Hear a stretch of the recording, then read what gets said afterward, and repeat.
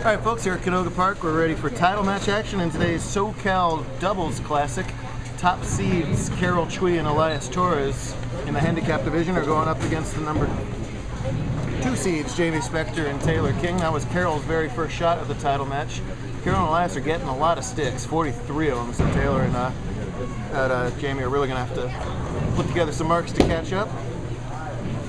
Going to try and curve it into the 4-7 there and doesn't. But at least she missed it with her own bowling ball. More on that later. Letter D, you should be up. No more of the 2 frames. Just go when your arrows are up. As in now. As in the team event starts in 2 hours. Taylor King, among her many JBT titles, one of them is a doubles title. She won here at Canoga in the SoCal Doubles with Matt Herbert a couple years ago. Looking for yet another title to the King family collection. This first frame is going to go way left. As is typical at Canoga Park, after a few hours of bowling, well, let's be honest folks, after a few minutes of bowling, the lanes start to dry out. So by hour number 6 of a tournament, the balls are going to start left and keep on going left. So the bowlers are going to have to make adjustments to that. They know it's just a fact of life. It's a high surface friction environment. You can either speed up, switch balls, move left, change hand positions, any number of different variables. What you can't do is fight it. If you do, you will not score. Tricky little head pin cluster here, and the same exact thing is going to happen. That ball has no chance of holding pocket, so it's an early open for the King family and the Spector family. Sorry. Riley Dempsey and Mark Myers have climbed from the number 3 position here to bowl for today's title match. That's Riley way off camera. There's Riley. Walking onto your camera, the deep inside line. Right over the fifth arrow and shreds that rack apart. Top seeds Wesley Lowe and Kevin Valmonte looking to pick up today's title. The little guy with the powerful ball. Bam. Nice shot from Wes. Increasingly successful Wes from Palmdale, North here. Wes, is that plastic? Is that plastic? Taylor. Plastic is usually the name of the day here by the end of the night at Canoga. Brandon and Scott Frey put a clinic on with plastic a couple of years ago here to capture the doubles title. Elias, more beginning bowler, he's just going to go right down the track, but also miss left. Even at Elias's level, those balls are going to hook for him, so he's got to make that adjustment. Poor Elias and Carol must be completely exhausted more than everybody else because they lost their equipment at the end of the semifinals, and it took us the better part of an hour to finally locate it, and that freaked them out, freaked everybody out, but thank goodness they're bowling with their own stuff here. Title match.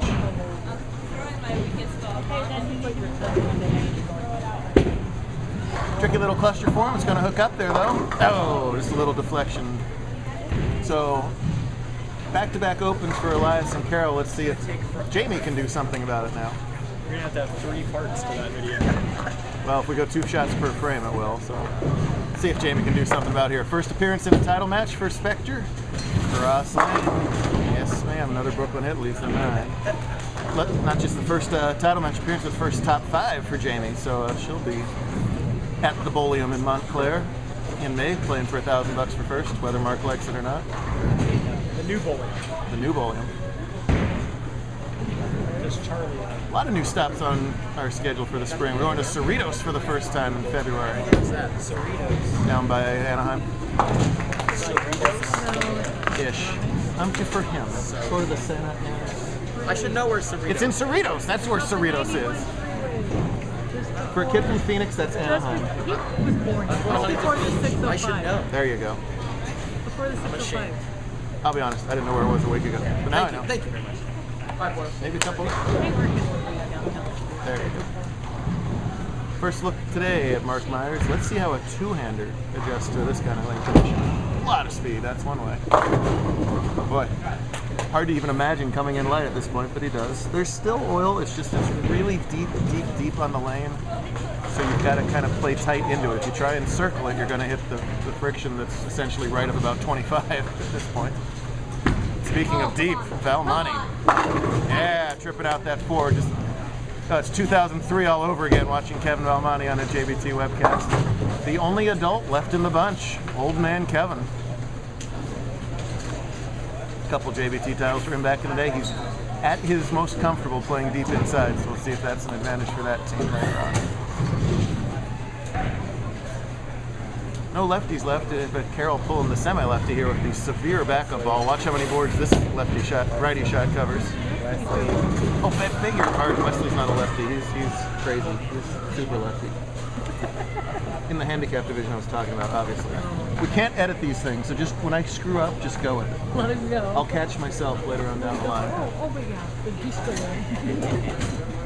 Wesley, you break all rules. You just don't apply the rules. Because you're like 6 and you average 250. That's why. Nice job with the 5-pin from Carroll. Carroll avoids having to buy a round for the parents. Appreciate it. Now let's see if Taylor can adjust. Now we're bowling Baker, so they're combining to form one game. So Taylor's stuck on this lane. Obviously didn't look comfortable in the first couple frames.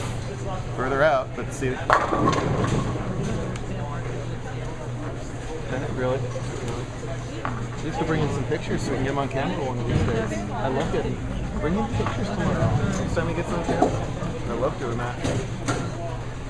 What the move that Taylor tried to make was to cover more boards, and that's just not going to work because any ball is just going to check up, at 20 feet right now. So that's probably not the answer. That's still in trouble, boy, and that barely covers the 5. Guys, please go when your arrows are up, or we're going to be here until team starts. Don't wait for one bowler per frame. Yeah, let alone the fact that it's Riley. Riley in the human rain delay category. He's got to adjust his rings. His flapper here. So many different ways to attack it. Look how far left Riley has this lane. He's got his left foot around the 46 board or so. It's the nosebleed section. Yeah, the nosebleed, says Mark. Absolutely correct. It's going to look around 5th arrow, but try and keep it tight left of 5th arrow, actually. It's a really good shot. That's a nice setup of how to play on this pattern right now. See if Wesley can make it personal 2 in a row. Yeah. Wesley doing everything right on that. A little bit less lane play on the left, so he's not having to play so severe, but that said, he's covering all those boards with plastic. Lots of speed, all that rotation from that semi-two-handed delivery, and crushes them again.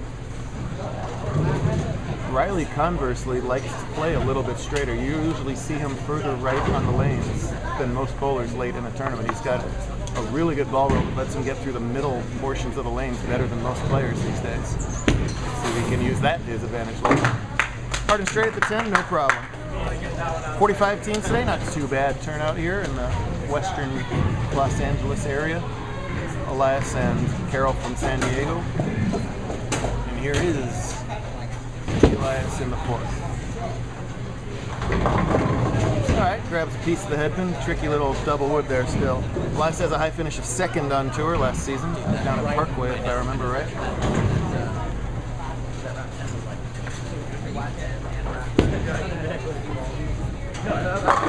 Beautiful shot from Jamie there.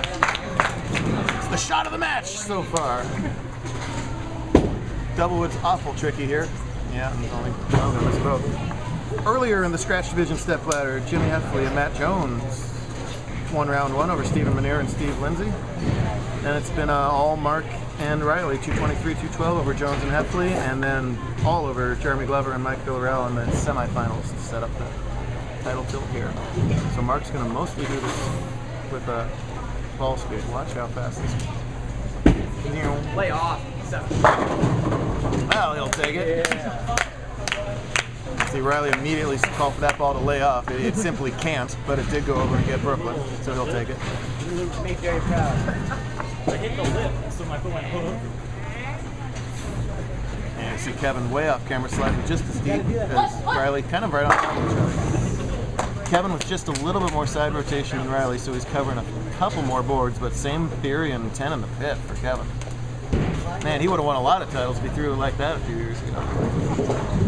Three or four time. We haven't decided how many titles Kevin won with this. There you go. See if Taylor can adjust. Down to plastic. Nice. Nice set of adjustments so from Taylor. Definitely gets a lot more length, obviously, out of the plastic. Totally in agreement with that.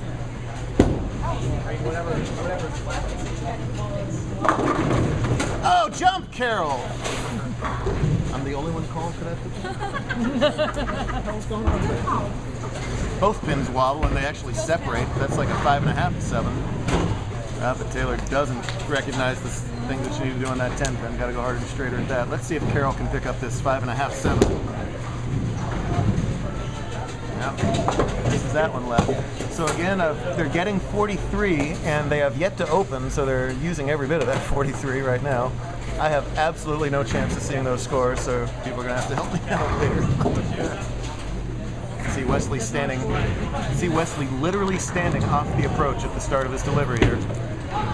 He says, "Oh my God, yes, blah blah blah." Oh, he's making noise. He's throwing strikes. I don't think he was happy with that off his hand, but boy, that wheeled all the way back, and he'll take it. Wesley, looking good. See Riley flaps his wing. What he's doing is just, making sure that arm swing's ready to be nice and loose. Another good-looking shot there. Yeah, beautiful. Down the pit there. That's a big double for Riley and Mark there, taking advantage of Mark's Brooklyn. Elias's body language tells the story there. He's not satisfied with that result.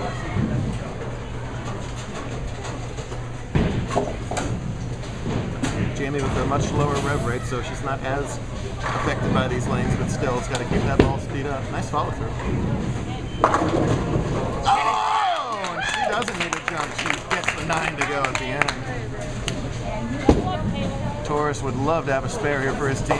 Oh, and he shots the 1 off the 3. I don't have to say a word.